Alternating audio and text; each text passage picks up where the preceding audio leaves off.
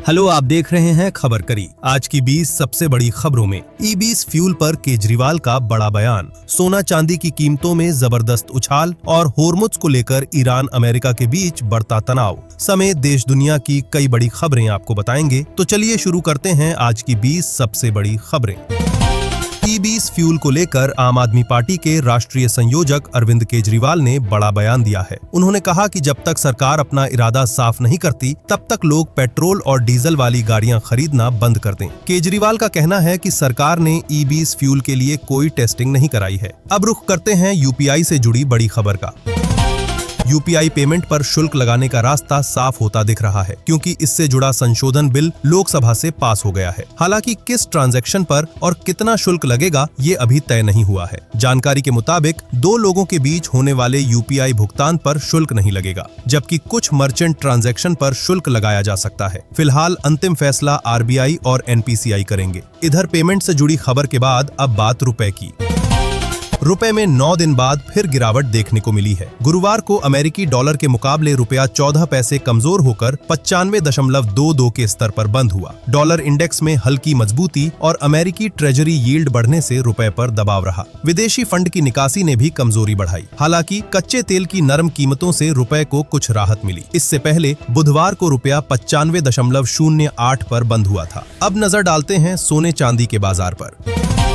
सोने चांदी की कीमतों में एक बार फिर तेज उछाल देखने को मिल रहा है। सिर्फ 4 दिनों में चांदी करीब 12,000 रुपए चढ़ चुकी है। शुक्रवार को एमसीएक्स पर सोना 1,000 रुपए बढ़कर 1,49,900 रुपए प्रति 10 ग्राम पहुंच गया। वहीं चांदी में करीब 3,500 रुपए की तेजी आई और इसका भाव 2,29,500 रुपए प्रति किलो के आसपास पहुंच गया। ये तेजी ऐसे समय आई है जब वैश्विक तनाव बढ़ रहा है। और अब किसानों और पशुपालकों से जुड़ी बड़ी खबर देखिए।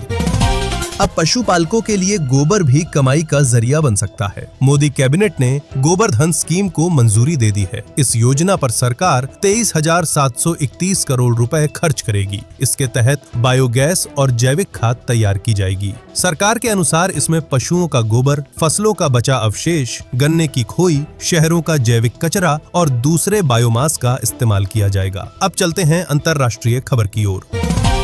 ईरान और अमेरिका के बीच होर्मुज को लेकर तनाव फिर बढ़ गया है। फार्स की रिपोर्ट के मुताबिक ईरान की एक संसदीय समिति ऐसे शुरुआती बिल पर विचार कर रही है जिसमें अमेरिका, इजराइल और दूसरे दुश्मन देशों के जहाजों को स्ट्रेट ऑफ होर्मुज से गुजरने से रोकने का प्रस्ताव है। अगर कोई जहाज नियम तोड़ता है तो उस पर 20% तक जुर्माना लगाने की बात भी इस बिल में कही गई है। इसी बीच भारत और इजराइल से भी बड़ी खबर सामने आई है। प्रधानमंत्री नरेंद्र मोदी और इजराइल के प्रधानमंत्री बेंजामिन नेतन्याहू के बीच फोन पर बातचीत हुई है। पीएम मोदी ने बताया कि दोनों नेताओं ने Bharat Israel special strategic partnership की प्रगति की समीक्षा की, जो लगातार मजबूत हो रही है। इसके साथ ही दोनों ने पश्चिम एशिया के मौजूदा हालात पर भी अपने विचार साझा किए। आगे बढ़ते हैं अगली खबर की ओर। डाबर इंडिया ने अपने फूड प्रोडक्ट्स पर 100% प्योर और 100% नेचुरल जैसे दावों को लेकर FSSAI के आदेश को दिल्ली हाई कोर्ट में चुनौती दी है। कंपनी ने गुरुवार को याचिका दाखिल की। FSSAI ने ऐसे दावों वाले प्रोडक्ट्स की बिक्री रोकने का निर्देश दिया था। इनमें डाबर का शहद और घी भी शामिल हैं। FSSAI के मुताबिक ऐसे दावे ग्राहकों को भ्रमित कर सकते हैं और नियमों के अनुरूप नहीं है। बिजनेस की खबर के बाद अब आपके काम की खबर देखिए। BSNL ने ब्रॉडबैंड यूजर्स के लिए 999 रुपए का नया प्लान पेश किया है। इस ऑफर में 200 मेगाबिट प्रति सेकंड की स्पीड से इंटरनेट और 5000 गीगाबाइट की FUP लिमिट मिलती है। प्लान में ऑप्टिकल फाइबर ब्रॉडबैंड कनेक्शन दिया जा रहा है। इसके साथ पूरे भारत में अनलिमिटेड कॉलिंग की सुविधा भी मिलेगी। BSNL ने इस प्लान की जानकारी अपने आधिकारिक X हैंडल पर साझा की है। अब बात करते हैं दिल्ली में प्रदर्शन से जुड़े एक बड़े सवाल की। दिल्ली हाईकोर्ट से जंतर मंतर पर होने वाले प्रदर्शनों को लेकर बड़ा सवाल उठा है। सुनवाई के दौरान जस्टिस अमित महाजन ने केंद्र सरकार से पूछा कि आखिर जंतर मंतर पर प्रदर्शन की अनुमति क्यों दी जाती है। उन्होंने ये भी सवाल उठाया कि इस प्रदर्शन स्थल को बंद क्यों नहीं कर दिया जाता। बार एंड बेंच की रिपोर्ट के मुताबिक जस्टिस अमित महाजन ने कहा कि राजधानी के बीचों बीच होने वाले प्रदर्शनों से शहर को बेवजह बंधक नहीं बनाया जाना चाहिए। इसी प्रदर्शन से जुड़ी एक और खबर अब रांची से सामने आई है। रांची में जारी छात्र आंदोलन के बीच दिल्ली के जंतर मंतर प्रदर्शन में खाना बांटने वाले मोहम्मद जुनैद भी छात्रों के समर्थन में पहुंचे हैं। जुनैद यहां छात्रों के बीच वेज बिरयानी और खाना बांट रहे हैं। उनका कहना है कि रांची और दिल्ली के प्रदर्शन का माहौल अलग जरूर है, लेकिन छात्रों की मांग और नाराजगी एक जैसी है। उन्होंने कहा कि वो अपनी मर्जी से छात्रों के समर्थन में आए हैं। आंदोलन की खबर के बाद अब बात करते हैं देश की कला और कारीगरों की। राष्ट्रीय हथकरघा दिवस पर प्रधानमंत्री नरेंद्र मोदी ने देशवासियों से स्थानीय कपड़ों को बढ़ावा देने की अपील की है। पीएम मोदी ने सोशल मीडिया पर एक वीडियो शेयर कर लोगों से पारंपरिक शिल्पकला और स्थानीय बुनाई को प्रोत्साहित करने की बात कही। उन्होंने डिजिटल प्लेटफॉर्म का इस्तेमाल करते हुए हैशटैग के साथ अपने गेट रेडी विद मी यानी GRWM वीडियो शेयर करने की अपील भी की, ताकि स्थानीय कपड़ों की लोकप्रियता बढ़ सके। और अगली खबर देश की सुरक्षा से जुड़ी है।